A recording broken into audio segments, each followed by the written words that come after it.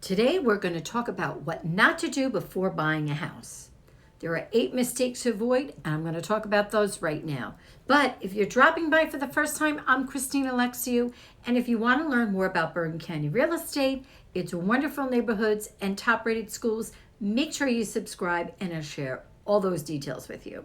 So let's talk about what to avoid that you might not realize that you need to avoid after applying for your home loan. When you're preparing to get a mortgage and to buy a new home, it's very important to clean up your personal finances as well as present yourself as a strong borrowing candidate. However, that just doesn't mean that you need to save up cash for down payment and closing costs.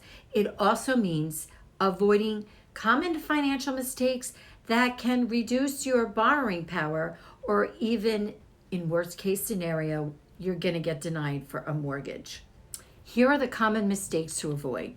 Number 1, do not deposit large sums of cash.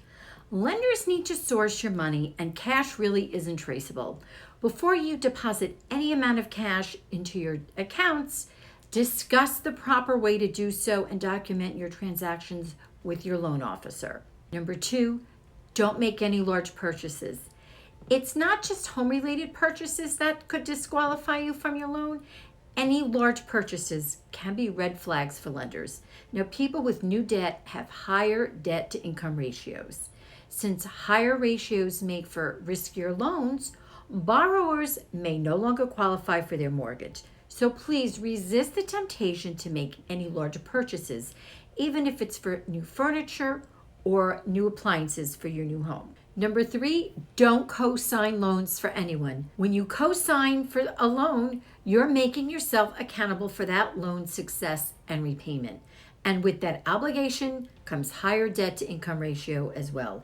Even if you promise you won't be the one making the payments, please talk to your lender and they will have to count those payments against you. If you have any questions on the mortgage process, please leave your comments below and I'll be sure to answer them. Number 4, don't quit your job or change careers before buying. Now, demonstrating consistent employment is essential, especially when applying and getting approved for a mortgage. Jobs can change, obviously, and they can create lending issues, especially if your pay structure changes from salary to commission, as this necessitates a longer track record of earnings, and it's typically 2 years when it comes to commissions. So please aim for consistent employment history of 2 years or more at the same employer, or at least in the same line of work. So for instance, if you're already working in accounting, switch from one accounting job to another. But if you go from accounting to hairdressing, that is going to offset red flags for your lender. Number 5 is don't switch bank accounts. Lenders need to source and track your assets. That task is much easier when there's consistency among your accounts. So before you transfer any money, please speak to your loan officer. Number 6, don't max out credit card debt. Maxing out credit cards is one of probably the worst things you can do before closing on a home.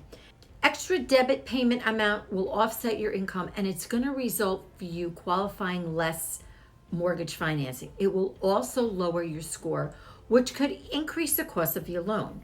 Now, in the credit scoring system, the actual debt amount does not matter. You could owe $2,000 or you could owe $20,000. What they care about is how much you owe relative to your credit limits. Now, for the best mortgage rate and the interest rates of keeping debt levels down, try to keep your credit utilization below 30% of your total credit limit. Now, while we are on the subject of credit cards, number 7 is do not apply for new credit. Now, it doesn't matter whether it's a new credit card or a new car.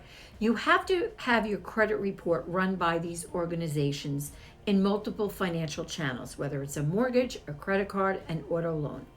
It will impact your FICO score. So lower credit scores can determine your mortgage interest rate and possibly even your eligibility for approval.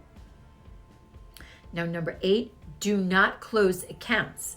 Many buyers believe having less available credit makes them less risky and more likely to be approved. That this just is not true. A major component of your score is your length and depth of your credit history, as opposed to just your payment history and your total use of credit as percentage available for credit. Now, closing accounts has a negative impact on both those aspects of your score. To sum all this up, just be front about any changes that you're making with your lender. Blips in income, assets, credit, this should be reviewed and executed in a way that ensures your home loan and that it will still be approved. Remember, your job or employment status has changed recently. Let your lender know. Be upfront, because the best way to fully disclose and discuss your intentions with your lender really will help you get your mortgage approved. If you want to learn more about the home buying process in New Jersey, watch this next video here. Give it a thumbs up and hit the subscribe button below so I know that you are getting value out of these videos, and it motivates me to make more of them. If you are moving to Bergen County, New Jersey, and you would like my help, my contact information is below. Otherwise, I look forward to seeing you next Thursday when I post a new video.